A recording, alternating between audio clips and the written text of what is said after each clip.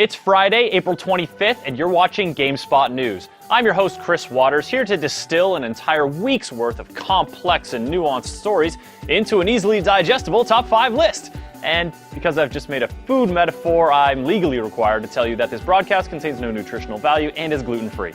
Hooray news! In a week chock full of game companies saying vague yet glowing things about the games they're making, Bungie has done the best job of teasing us mercilessly. In their latest weekly update, Bungie revealed that they had a bunch of writers visit their offices recently and that, quote, the floodgates are about to burst wide open.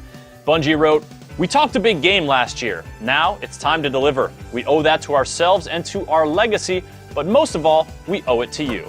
Now, I try to avoid feeling entitled as a gamer. I don't think companies owe us anything until we've given them money, but if I don't see some serious Destiny footage by the end of E3, I am going to strongly consider writing a very firm and indignant tweet. Generalissimo Facebook himself, Mark Zuckerberg, scouted out the Sony competition before buying Oculus VR. Zuckerberg apparently asked for a tech demo a while back and got a chance to try out Sony's Project Morpheus VR headset for himself. No word on how he felt about the hardware he used, but there are about 2 billion hints that he thinks there's a big future in virtual reality. Facebook's bid to acquire Oculus VR made waves a few weeks ago, and according to a report by Reuters, the purchase was just approved by the Federal Trade Commission. Do you think that purchase bodes well for the future of the Oculus Rift? Let us know with a like or a dislike below. I'm just kidding. Like is the only option. Wait, did we get bought by Facebook? Speaking of buying, if you're looking to buy an Xbox One, you might be able to score one for around $400 at Best Buy starting this weekend. From Sunday the 27th through Saturday the 3rd, if you trade in a working Xbox 360 or PS3 at Best Buy, you'll receive at least a $50 gift card, as well as a $50 coupon to use towards the purchase of an Xbox One. That's at least $100 towards your new Xbone, possibly more depending on which model console you trade in. And though that $450 Titanfall bundle is no longer available, it's still a good opportunity if you've been waiting to make the leap and don't mind saying goodbye to the console generation that has seen you through close to a decade of fond gaming memories. You're gonna have to upgrade sometime if you want to get in on Project Cars, a next-gen racing game that released a shiny new trailer this week.